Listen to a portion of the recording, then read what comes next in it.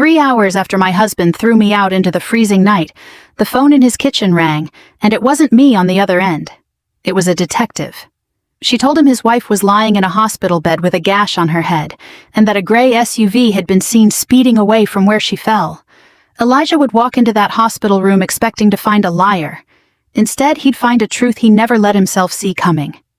But before any of that, there was a locked door, a porch light going dark, and a man I'd loved for 18 years choosing his son's word over mine. I was 50 years old, standing on my own front porch in a thin wool sweater, watching my husband turn the deadbolt from the inside. The snow came in sideways under the porch light, stinging my cheeks, while Caleb stood behind him with the calm, satisfied posture of a man who'd just won a war I didn't know I was fighting. "Go, Ava," Elijah said through the storm door, not even opening it all the way. "I don't want to see you until the money's back." "You actually believe I stole from you?" I asked. My voice came out steadier than I felt. "I believe my son." 5 words. 18 years, and it came down to 5 words. It was the last night of January, and the temperature had dropped well below freezing. I had on a sweater, slacks, and the flats I wore around the house, nothing more. My phone, my wallet, my coat, even my blood pressure medication were still inside, sitting exactly where I'd left them that morning.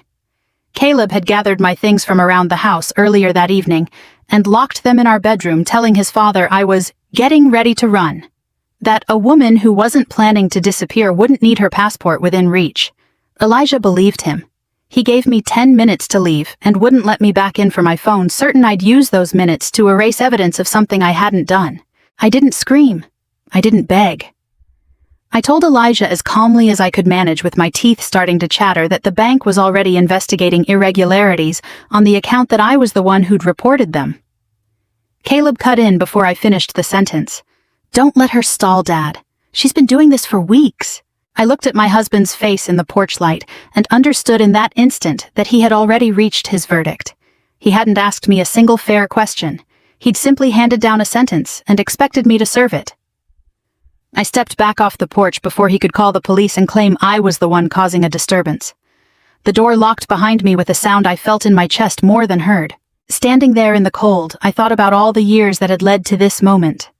I thought about the winter I helped Elijah dig himself out of debt after his first divorce, back when he had nothing but a leased apartment and a 14-year-old son who barely spoke to him. I thought about sitting in an emergency room at 2 a.m. when Caleb broke his leg at 16, holding his hand while he cried, long before either of them called me family in any way that counted. I thought about the semester of college tuition I quietly covered, so Caleb wouldn't have to drop out, and the jewelry, my mother's jewelry, that I sold without telling Elijah, so the dealership wouldn't go under during the recession. None of it mattered now. A folder of doctored paperwork and a few well-placed sentences from Caleb had erased 18 years in a single evening. I started walking toward the gas station roughly a mile down the road, the only place I knew would still be lit at that hour. The wind cut through my sweater like it wasn't there. My flats filled with snow within the first few hundred yards, and I could feel my feet losing sensation, that dull ache turning into something worse. I kept my arms wrapped around myself and my head down, counting mailboxes to keep my mind from spiraling. Somewhere past the 3rd or 4th house, I heard an engine accelerate behind me. Headlights swept across the road, too bright, too fast for a quiet residential street at that hour. I turned instinctively, some old instinct from my fraud investigation days, telling me to get a look at the vehicle, and that's when my foot caught a patch of black ice. I went down hard, my temple striking the curb. The last thing I saw before the world tilted and went dark at the edges was a gray SUV idling a short distance away, its taillights glowing red against the falling snow. Something about the shape of it, the dent along the rear panel, was familiar in a way that made my stomach drop even as consciousness slipped from me. It looked exactly like Caleb's car. I don't know how long I lay there in the snow. The last thing I remember is a woman's voice, sharp with panic, shouting for someone to call 911. 3 hours later, the phone rang in my husband's kitchen. But the police weren't calling to ask if he wanted to come bring his wife home. They were calling because they needed him to come identify what was left of the story he thought he knew. To understand how I ended up alone on that road, you have to go back 6 weeks to the day Caleb showed up on our doorstep with 2 suitcases and a story about a tech company that had laid off half its staff. He said his girlfriend had left him. He said he just needed a few months to get back on his feet. I looked at Elijah's face when he asked if his son could stay with us, and I said yes because I loved my husband, and because I remembered what it felt like to watch someone you love struggle without anyone catching them. I didn't know yet that I was the one who'd be caught. Within the first 2 weeks, I noticed things. Caleb took phone calls in the backyard, pacing, his voice dropping whenever I came near a window. He asked more than once, in that offhand way people use when they're testing the water, what the house might be worth if we ever sold it. I found him in Elijah's office more than once, thumbing through folders that had nothing to do with him. He suggested gently at first, then less gently, that his father should add his name to the deed, just in case anything happened. He told Elijah when he thought I wasn't listening that I'd gotten controlling over the years, that I liked keeping my husband dependent on me. I spent 11 years investigating insurance fraud before I became a risk consultant, and old instincts don't fade. I started noticing the kind of details that used to build a case file. A bank email showing a login from an unfamiliar device. A request to transfer $85,000 into an account tied to a shell company I'd never heard of. A photocopy of Elijah's signature sitting in the printer tray, practiced several times over like homework. An audio editing app installed on Caleb's laptop that had no business being there. Payments flowing out to a sports betting site from an account registered under Elijah's dealership. I didn't confront him. Confrontation, in my experience, only teaches a liar to hide better. Instead, I quietly reported the irregularities to the bank's fraud division. I photographed the device history before it could be wiped. I called Detective Naomi Price, someone I'd worked alongside years earlier, and asked her off the record what I should be documenting. I brought copies of everything to Linda Chen, my attorney of almost 2 decades, and asked her to keep the investigation quiet so Caleb wouldn't have a chance to destroy what I'd found. What I hadn't accounted for was how quickly he'd notice me watching. Caleb realized I was building something against him, and rather than run, he decided to get ahead of it. He built his own story, and he built it well. He created a fake email made to look like it came from me and sent it to a local real estate broker inquiring about a quick sale. He printed up a draft contract with my name typed at the bottom. He took a screenshot of the pending transfer request and cropped it so it looked like a completed transaction rather than a request still frozen in the bank's verification queue. He took my father-in-law's watch out of the box in my dresser drawer, a watch I'd sent out for repair 3 weeks earlier with a receipt sitting in a drawer in my office to prove it, and left the empty case behind for Elijah to find. The worst of it was the recording. I'd had a phone call with Linda about setting up a clear medical power of attorney in case Elijah ever had another dizzy spell like the one that sent him to urgent care that spring. What I'd actually said was, if Elijah becomes unable to make decisions for himself because of a stroke, we need a clear medical power of attorney in place. Caleb ran it through some kind of editing software and cut it down to 11 words. Elijah will no longer have the right to decide. We need power of attorney. Stripped of context, it sounded like a woman plotting to take control of her husband's life. Caleb took that lie to his father in pieces, never all at once, always at moments when Elijah was tired or vulnerable. I don't want to break up your marriage, Dad, he'd say, soft and reluctant like a son forced into an unwanted role. But maybe she's been planning to leave for a while now. He knew exactly which wound to press. Elijah's first wife had drained a joint account and vanished with another man years before I ever entered the picture, and Elijah had never fully healed from missing the signs. Caleb used that old scar like a lever. You didn't see it coming last time, he told his father one night when I was upstairs and couldn't hear the exact words, only the tone. I just don't want it to happen again. The night it all came to a head, Caleb laid the folder out on our kitchen table like a prosecutor presenting a closing argument. Elijah confronted me, but he wouldn't let me see the full contents, only the pieces Caleb wanted him to see. I tried to explain that I was the one who'd reported the bank activity in the first place. Caleb didn't miss a beat. Of course she'd say that. The person who gets caught always claims to be the one who found it. Elijah asked about the sale contract. I told him truthfully that the house couldn't be sold without my signature on it. Caleb turned my own words into a weapon. Hear that, Dad? She just said the house is hers. That was the moment Elijah learned for the first time in our marriage that his name had never been on the deed. His face changed. Not anger exactly, something closer to humiliation, the particular sting of learning something in front of your own child that you should have known for years. I tried to explain the timeline, that I'd bought the house before we married, that it had nothing to do with trust or lack of it. He wasn't hearing me anymore. He was hearing 18 years rearranged into a story where he was the fool. What stays with me most thinking back on that kitchen table isn't Elijah's face. It's Caleb's in the half second before his father turned to look at him for confirmation. Not anger, fear. I understood it clearly only after I was already lying in the snow. Caleb hadn't simply wanted me out of the house that night. He needed me away from my phone and my computer before whatever he had planned could unfold without interference. The woman who found me was named Mary Ann Foster, a 62-year-old retired nurse driving home from her sister's house, when her headlights caught something dark against the white shoulder of the road. She told me later that she almost mistook me for a fallen branch, that it was only the shape of an arm against the snow that made her slow down. She pulled over. She called 911 before she even got out of the car. She kept an emergency blanket in her trunk, the kind she'd carried for 30 years out of old nursing habit, and she wrapped it around me while she waited for the ambulance, talking to me the whole time even though I couldn't answer her. She noticed a gray SUV pulling away from the area, its taillights disappearing around the corner without stopping, and some instinct told her to memorize part of the license plate before it vanished. She wrote it on her palm in pen because she didn't trust herself to remember it otherwise. At St. Catherine Medical Center, Dr. Samuel Reed diagnosed me with mild to moderate hypothermia, a mild concussion, a laceration at my temple that needed stitches, and an irregular heartbeat brought on by the cold and the stress on my system. He wanted me monitored for several hours before he'd consider releasing me. I remember surfacing slowly, the fluorescent lights too bright, the beeping of a monitor keeping time with my pulse, and the first coherent thought I had was to ask what time it was. The second was to ask someone to call Detective Naomi Price. Naomi arrived within the hour. She recognized me immediately. We'd worked the same insurance fraud case years earlier, back when I still carried a badge instead of a consulting fee. She didn't hug me or fuss over me. She pulled a chair beside the bed and asked me to tell her everything in order, starting with the moment Elijah locked the door. I told her. Elijah had thrown me out. Caleb had taken my phone. The vehicle at the scene might have been Caleb's.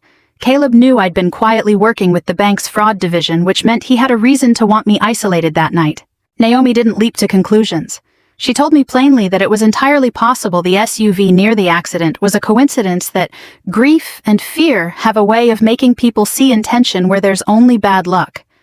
But the fact that Caleb's vehicle had been in the vicinity and that whoever was driving hadn't stopped for a woman lying unconscious in the snow was something that needed to be looked at regardless of intention. The evidence started coming in fast after that. Mary Ann provided the partial plate number from memory.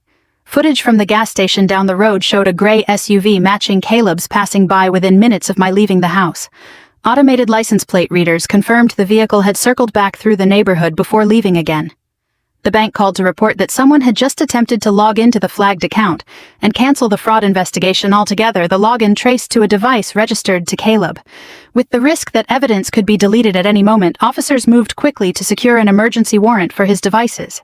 Naomi called Elijah herself. I could only hear her side of it from the hospital bed, but it was short, deliberate. "Mr. Morgan, this is Detective Naomi Price. Your wife is at St. Catherine Medical Center." I heard the tinny panic through the phone even from a few feet away. "The hospital, what happened?" "She was found unconscious on the side of the road, suffering from hypothermia. You need to come now." He asked apparently whether I was pressing charges against him. Naomi's response was flat. "You should be worried about whether she makes it through the night safely. Caleb tried to keep him from leaving." I only learned the details afterward, but Elijah told me Caleb argued that I was staging the whole thing, that I'd deliberately put myself in danger to make him feel guilty, that the police might be trying to bait him into incriminating himself, and he ought to call a lawyer before going anywhere. Elijah said something in Caleb's tone that night finally struck him as wrong, too calculated, too rehearsed for a son worried about his father. "How do you even know your stepmother was in an accident?" Elijah asked him. Caleb hesitated, then claimed he'd overheard it during the phone call, but Naomi had never used the word accident. Elijah arrived at the hospital not long after. As he approached my room, he saw 2 officers standing outside, a representative from the bank's fraud department, and Linda Chen, my attorney, already seated near the nurse's station with a folder in her lap. On a small table near the doorway sat his father's watch, sealed inside a clear evidence bag. He walked in slowly. He looked at me, the white bandage at my temple, my skin still pale from the cold, the IV taped to the back of my hand, and something in his face cracked open. Then, Naomi stepped forward and placed a printed still frame from the gas station camera on the table in front of him. Elijah looked down at the image, at the driver behind the wheel of the gray SUV. His face went the color of the snow outside the window. "No," he said so quietly I almost didn't hear it. "This can't be happening." Elijah stood frozen in the doorway for what felt like a full minute before he made himself walk toward the bed. I watched him take inventory of me, the way you'd survey damage after a storm. The bandage at my temple, the pallor in my skin, the IV line taped to the back of my hand, the plastic hospital bag on the chair holding my soaked, ruined sweater. He noticed my feet last, the faint frost nip along my toes, and something in his expression buckled when he understood what that meant. He had sent me out into a blizzard without a coat, without shoes fit for weather, without so much as my phone to call for help. "Ava," he said, "I didn't know." "You knew it was snowing," I said. I kept my voice even. There was no use raising it. Some truths land harder when they're spoken quietly. Naomi stepped closer and held up the printed still frame again, walking Elijah through what had actually showed Caleb's SUV near the spot where I'd fallen, time-stamped only minutes after I'd left the house. She was careful professional, unwilling to overstate what the photo could and couldn't prove. It didn't show intent. It didn't prove he'd meant to run me off the road. But it proved he'd been there. It proved he'd seen me. It proved he hadn't stopped, hadn't called for help, and had gone home afterward and told his father he'd never left the living room. Elijah shook his head almost reflexively. Caleb was home with me. Naomi laid out the plate reader data beside the photograph, the timestamps lining up like a ledger that left no room for argument. I watched my husband's certainty crack in real time, watched him arrive slowly and against everything he wanted to believe at the same conclusion he'd spoken in the doorway. "No," he said again. "This can't be happening." Then Linda took her turn. She explained in the calm, unhurried tone she used with juries that I'd sent Elijah's father's watch out for repair 3 weeks prior. She had the receipt. The jewelry shop had security footage of the drop-off time-stamped and dated with my signature on the intake form. Caleb, she explained, had gone to the shop afterward and picked it up under false pretenses, claiming to be retrieving it on his father's behalf. He'd left the empty box in my drawer for someone to find at exactly the right moment. Officers had since located the watch itself hidden in a compartment beneath the driver's seat of Caleb's car. I watched something shift behind Elijah's eyes. The folder Caleb built wasn't evidence.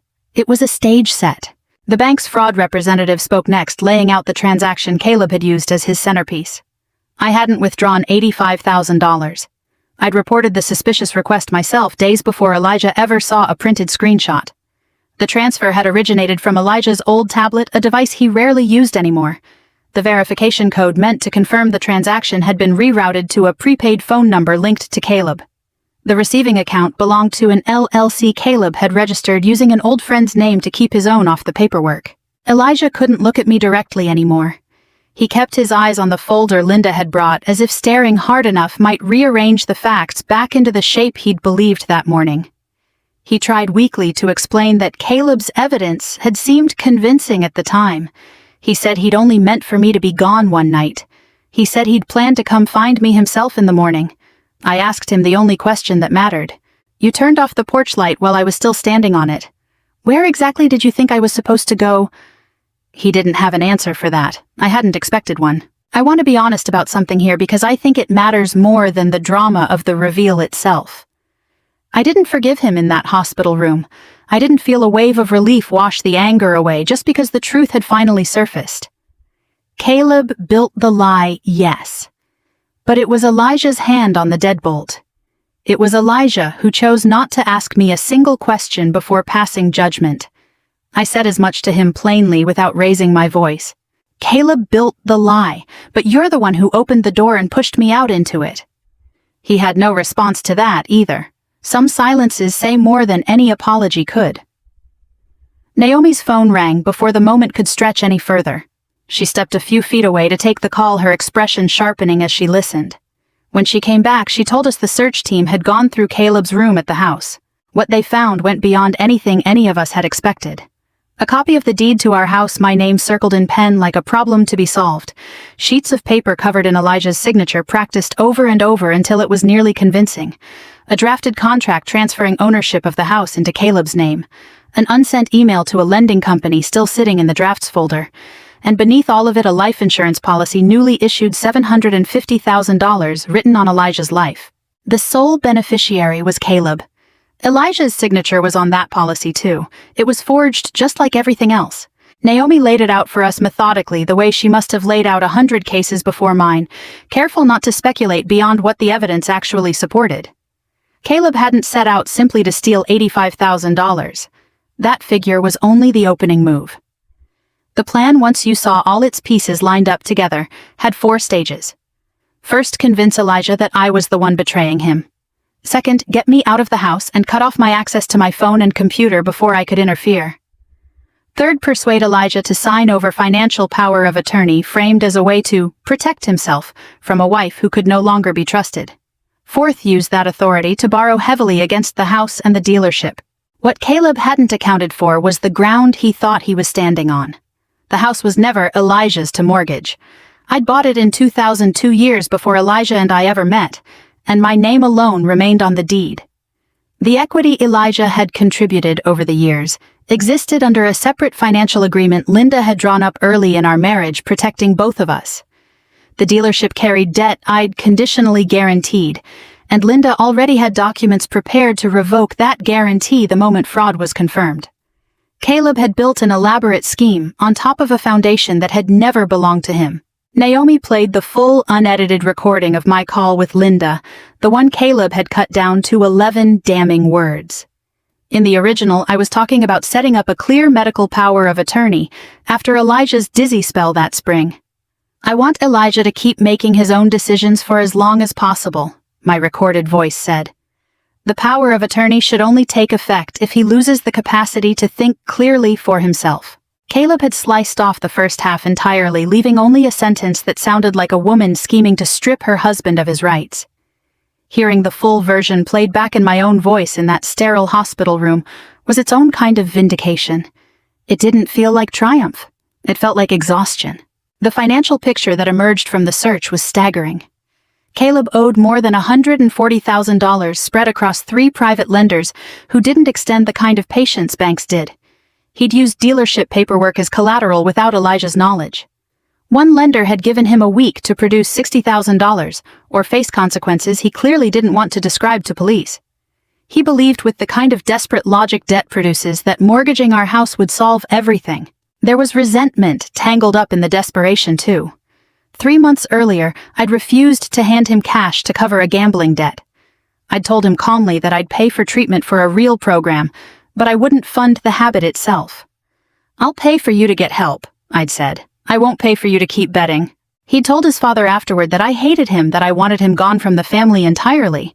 It wasn't true, but it was useful, and Caleb had never been shy about using whatever was useful. Sitting in that hospital bed, I found myself walking Elijah back through years of warning signs he'd chosen to explain away.